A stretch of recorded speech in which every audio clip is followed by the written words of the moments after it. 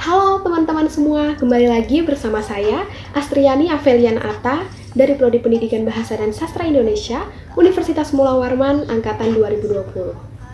Jadi, pada video kali ini saya akan membahas mengenai salah satu tokoh pahlawan yang berasal dari Kalimantan Timur.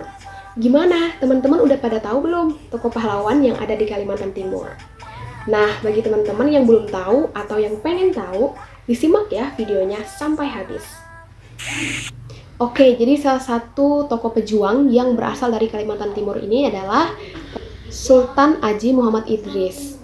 Nah, jadi beliau ini lahir di Pemarangan Jembayan, Samarinda pada tahun 1697.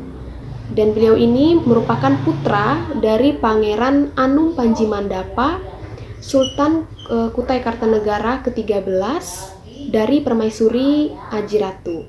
Nah, beliau ini dinobatkan menjadi Sultan Kutai Kartanegara ke-14 pada tahun 1755 Masehi dan akhirnya menikah dengan Aji Doyah atau Duyah. Haji Muhammad Idris adalah penerus tahta dari Raja Sinum Panji Mandapa ing Martadipura. Ketika Haji Muhammad Idris ini berkuasa di tahun 1735 hingga 1778, beliau ini mengaplikasikan dua undang-undang yang telah disusun oleh Raja Haji Sinum Panji. Nah, kedua produk hukum itu adalah Panji Slaten dan Brajaniti. Kemudian, Panji Slaten ini terdiri dari 39 pasal yang berisi tentang peraturan sistem pemerintahan. Sedangkan Brajaniti ini terdiri dari 14 pasal yang mengatur tata tertib masyarakat Kutai. Dan keduanya menjadi dasar pelembagaan masyarakat melalui peranata sosial dan hukum. Sehingga segala sesuatu tindakan diukur melalui tata aturan yang jelas. Proses penyelesaian permasalahan pun dijelaskan dan dijalankan sesuai prosedur hukum. Nah, Haji Muhammad Idris ini juga disebut sebagai raja pertama Kutai Kartanegara yang membangun relasi dengan kerajaan tetangga. Hubungan ekonomi dan politiknya dirangkai dalam pola pikir anti-kolonial. Nasir menulis bahwa Haji Muhammad Idris ini menjadi sosok yang menginisiasi model pemerintahan Kutai menjadi kesultanan. Dialah pangeran pertama yang diangkat sebagai pemimpin kerajaan bergelar sultan. Lalu, bagaimanakah perjuangan dari Sultan Haji Muhammad Idris ini? Dalam sejarah panjang kerajaan Kutai Kartanegara ing Martadipura, nama Sultan Haji Muhammad Idris ini memiliki tempat tersendiri. Nama beliau melekat dalam sanubari pada banyak orang, bukan hanya di Kalimantan Timur tetapi di daerah lain, seperti di Sulawesi Selatan. Perjuangannya telah menjadi satu model baru dalam melihat bagaimana kerajaan-kerajaan di masa lalu dalam membangun kerjasama mengusir penjajah.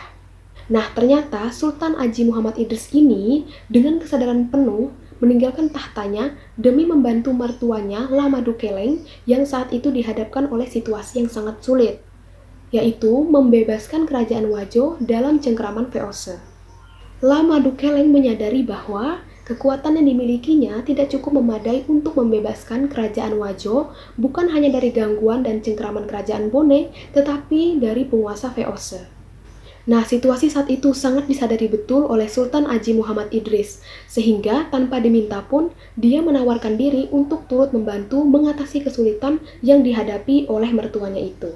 Sultan Haji Muhammad Idris menentang VOC. Pada tanggal 7 November 1635, ekspedisi VOC di bawah pimpinan Geritoman Sepul dengan 5 buah kapal serta 2 buah kapal pemburu dari Banjarmasin tiba di Kutai menemui Sultan Haji Pangeran Sinum Panji Mandapa. Belanda membawa misi menjalin hubungan dagang, akan tetapi memberi peringatan kepada kerajaan Kutai untuk membayar upeti kepada kerajaan Banjarmasin. Ternyata pemerintah tersebut ditolak mentah-mentah oleh Haji Pangeran Sinum Panji Mandapa.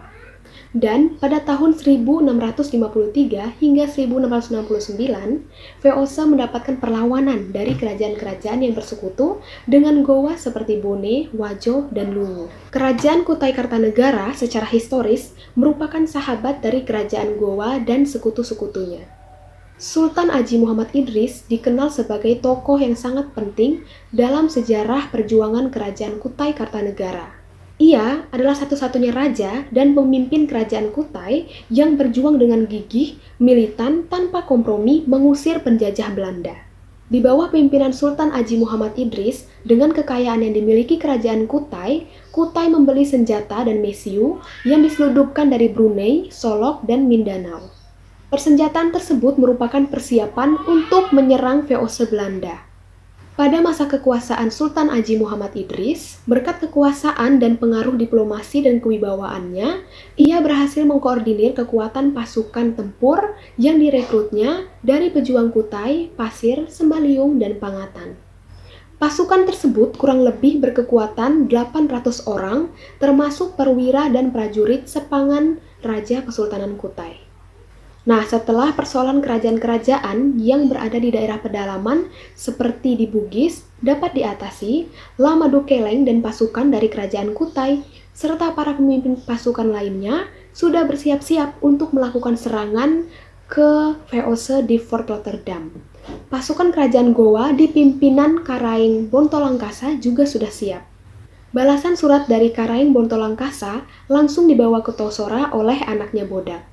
Surat itu adalah jawaban dari rencana Lama Dukeleng yang akan datang ke Makassar untuk menyerang VOC di Fort Rotterdam.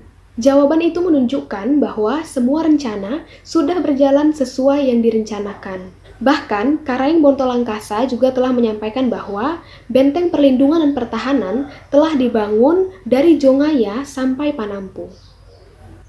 Nah, teman-teman, fakta dan data sejarah perjuangan Sultan Haji Muhammad Idris yang dengan gigih melawan penjajah kolonial Belanda pada awal abad ke-18 cukup mendukung untuk ditetapkan sebagai pahlawan nasional seperti yang telah dianugerahkan kepada Lama Dukeleng, seorang putra Indonesia asal Kabupaten Wajo.